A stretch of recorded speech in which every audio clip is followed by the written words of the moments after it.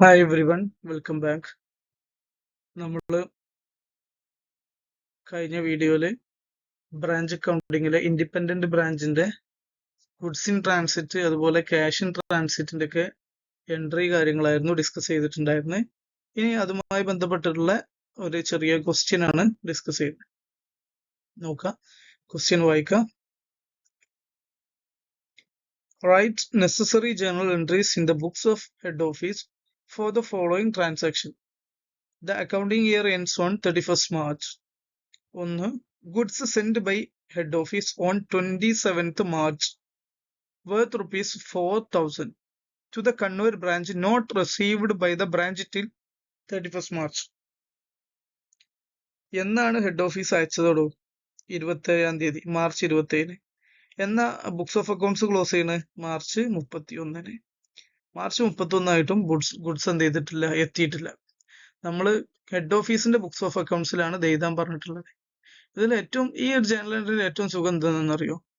നമുക്ക് ഈ ആരുടെ ബുക്സ് ഓഫ് അക്കൗണ്ട്സിൽ എഴുതാണെങ്കിലും ഗുഡ്സ് ഇൻ ട്രാൻസിറ്റ് എന്തായിരിക്കും?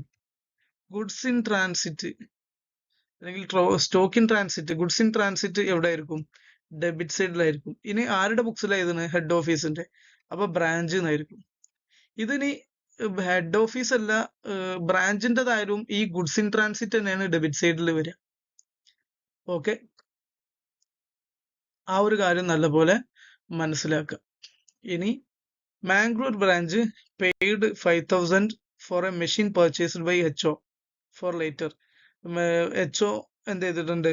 ഒരു മാംഗ്ലൂർ ബ്രാഞ്ച് ഹെഡ് ഓഫീസിന് വേണ്ടിയിട്ട് ഒരു മെഷീൻ പർച്ചേസ് ചെയ്തതിന്റെ ഒരു 5,000 രൂപ കൊടുത്തിട്ടുണ്ട്. ഓക്കെ, അതിന് ജേർണൽ എൻട്രി ബുക്സ് ഓഫ് HOയിൽ കൈകാര്യം ചെയ്യും. നോർമൽ എൻട്രി ആണ്. പൈസ കൊടുത്തത് മാംഗ്ലൂർ ബ്രാഞ്ച് ആണ്. അപ്പം മാംഗ്ലൂർ ബ്രാഞ്ചിനെ ക്രെഡിറ്റ് ചെയ്യേണ്ട സാഹചര്യമുണ്ട്. ഓക്കെ, ഫിക്സഡ് അസറ്റ് പിന്നെ സ്വാഭാവികമായിട്ടും ഡെബിറ്റ് ചെയ്യണ്ടേ. പിന്നെ provide depreciation at 10% on furniture. Mangalore branch furniture account is maintained in the HOന്റെ ബുക്സിലാണ് മാംഗ്ലൂർ ബ്രാഞ്ച് ഡിപ്രീസിയേഷൻ കൈകാര്യം ഫർണിച്ചർ മാംഗ്ലൂർ ബാങ്കിന്റെ ഫർണിച്ചർ ആണ്. ഹെഡ് ഓഫീസ് ആണ് ബുക്സ് ഓഫ് അക്കൗണ്ട്സ് കൈകാര്യം ചെയ്യുന്നത്. ഇത് നമ്മൾ മുൻപത്തെ ഡിസ്കഷനിൽ പറഞ്ഞതാ. ഹെഡ് ഓഫീസ് ആണ് ബുക്സ് ഓഫ് അക്കൗണ്ട് മെയിൻറ്റെയിൻ ചെയ്യണമെന്നുണ്ടെങ്കിൽ മാംഗ്ലൂർ ബ്രാഞ്ചിന് എന്ത് ചെയ്യുക? മാംഗ്ലൂർ ബ്രാഞ്ചിനെ ഡെബിറ്റ് ചെയ്യുക. ഡിപ്രീസിയേഷൻ ഹെഡ് ഓഫീസിൽ എഴുതാൻ പറ്റുമോ? ഇല്ല. പിന്നെന്താ എഴുതാൻ പറ്റുക? ഫർണിച്ചർ അല്ലേ. അപ്പം ഫർണിച്ചർ, ബ്രാഞ്ച് ഫർണിച്ചർ എന്നുള്ള രീതിയിൽ കൊടുക്കുക. അപ്പൊ നോക്കാം നമുക്ക് ജേർണൽ എൻട്രീസ് ഓരോന്ന്. Goods in transit account at to Kannur branch, അത് കണ്ണൂർ ബ്രാഞ്ചിന്റെ വേണ്ടിയിട്ടുള്ള ഹെഡ് ഓഫീസിലെ ജേർണൽ എൻട്രി ആണ്. Okay, machinery account at to Mangalore branch രണ്ടാമത്തെ എൻട്രി. ഓക്കെ, 5,000. കാരണം മെഷീനറി എന്തായാലും ഡെബിറ്റ് ചെയ്യണം, ഫിക്സഡ് അസറ്റ് അല്ലേ, കൂടുമ്പോൾ ഡെബിറ്റ് ചെയ്യണം. ഇതെന്താണ്? ക്യാഷ് ആണോ? ക്യാഷ് ആരാ കൊടുത്തത്? മാംഗ്ലൂർ ബ്രാഞ്ച് ആണ്. ഹെഡ് ഓഫീസ് ക്യാഷ് കൊടുത്തിട്ടില്ലല്ലോ, സ്വാഭാവികമായിട്ടും മാംഗ്ലൂർ ബ്രാഞ്ചിന്. ഇനി അടുത്തത് എന്താണ്? ഡിപ്രീസിയേഷൻ ആണ്. മാംഗ്ലൂർ ബ്രാഞ്ചിന് ഡെബിറ്റ് ചെയ്യുക, ബ്രാഞ്ച് ഫർണിച്ചറിനെ ക്രെഡിറ്റ് ചെയ്യുക, ഡിപ്രീസിയേഷൻ എൻട്രി ആണ്. ഇത് നമ്മൾ മുൻപ് ഡിസ്കസ് ചെയ്തതിന്റെ ഫലമായിട്ട് വന്നിട്ടുള്ള അതേപോലത്തെ ഒരു ക്വസ്റ്റ്യൻ തന്നെയാണ്. ഇനി ഞാൻ അടുത്ത ഒരു ക്വസ്റ്റ്യനിലേക്ക് പോവാണ്. ഇതിൽ എന്തെങ്കിലും കൺഫ്യൂഷൻ ഉണ്ടെങ്കിൽ നിങ്ങൾ കമന്റ് ബോക്സിലൊക്കെ ചോദിക്കുക കേട്ടോ. മറ്റൊരു question illustration. Head office account shows A credit balance of 1,88,000. Head office accounts എവിടെയാണ് ഉണ്ടാവുക? ഹെഡ് ഓഫീസ് അക്കൗണ്ട് ബ്രാഞ്ചിലാണ് ഉണ്ടാവുക അല്ലെ. ബ്രാഞ്ച് അക്കൗണ്ട് എവിടെ ഉണ്ടാവുക? ഹെഡ് ഓഫീസിലുമാണ് ഉണ്ടാവുക. അല്ലാതെ ഹെഡ് ഓഫീസിന് സ്വന്തമായിട്ട് ഒരു അക്കൗണ്ട് ഉണ്ടാക്കും ഹെഡ് ഓഫീസിന്റെ ബുക്കിൽ? ഇല്ലല്ലോ. Okay, head office account shows A credit balance 1,88,000 in the books of branch. Okay, അതവിടെ കഴിഞ്ഞു. ആൻഡ് ബ്രാഞ്ച് അക്കൗണ്ട് എന്റെ അവിടെ ഉണ്ടാവുക? ഹെഡ് ഓഫീസിലാണ് ഉണ്ടാവുക. അത് ഡെബിറ്റ് ബാലൻസ് കാണിക്കേണ്ടത് 2,16,000. അപ്പോൾ മനസ്സിലാക്കേണ്ടത് 2,16,000 ഒരു സ്ഥലത്ത് കാണിക്കുന്നുണ്ട്, മറ്റൊരു സ്ഥലത്ത് 1,88,000 കാണിക്കുന്നുണ്ട്. അപ്പൊ ഇത് എത്ര രൂപയുടെ ഡിഫറൻസ് ഉണ്ട്? 28,000 രൂപയുടെ ഡിഫറൻസ് ഉണ്ട്. ഓക്കെ, ഈ ഡിഫറൻസിന് കാരണം എന്താണെന്ന് ക്വസ്റ്റ്യനിൽ ഉണ്ടോ നോക്കുക. ഈ 28,000 രൂപയില് മനസ്സിലാക്കുക, ഗുഡ്സ് വർത്ത് ₹12,000. ഈ 28,000-ൽ 12,000 രൂപ എന്താണ്?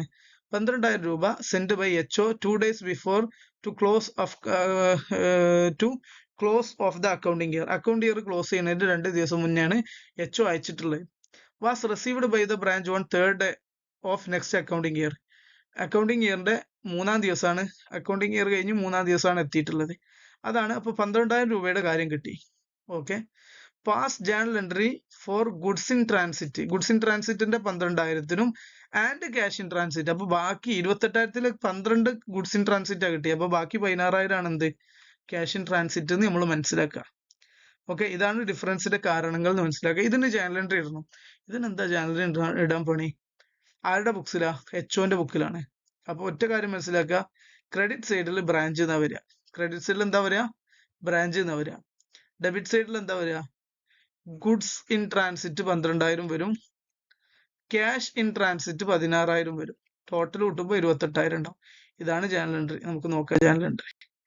ഓക്കെ, ഇപ്പൊ 2,16,000, ഇവിടെ ക്രെഡിറ്റ് ബാലൻസ് 1,16,88 ഉണ്ട്. ഡിഫറൻസ് ഇതാണ്. അതിൽ cash in transit, goods in transit 12 ആണ്. അപ്പൊ അതിന്റെ ഡിഫറൻസ് കണ്ടു 16,000. അങ്ങനെ ജേണൽ എൻട്രി നമ്മൾ പാസ് ചെയ്തു. ഓക്കെ, ഇത്രയേ ഉള്ളൂ. ഇതുപോലത്തെ ക്വസ്റ്റ്യനൊക്കെ നമുക്ക് 3, 5 പോലത്തെ മാർക്കുകൾക്കൊക്കെ ചോദിക്കാൻ സാധ്യതയുണ്ട്. ഓക്കെ, അപ്പം ഈ 2 എൻട്രിയാണ് അഡ്ജസ്റ്റ്മെന്റുമായി ബന്ധപ്പെട്ട് നമുക്ക് ഡിസ്കസ് ചെയ്യാനുള്ളത്. ബാക്കി ഇൻകോർപ്പറേഷൻ ബാലൻസ് പോലത്തെ ട്രാൻസാക്ഷൻസ് നമുക്ക് അടുത്തൊരു വീഡിയോയിൽ ഡിസ്കസ് ചെയ്യാം. ഞാൻ ഈ ഒരു വീഡിയോ അവസാനിപ്പിക്കുകയാണ്. Thank you, good bye.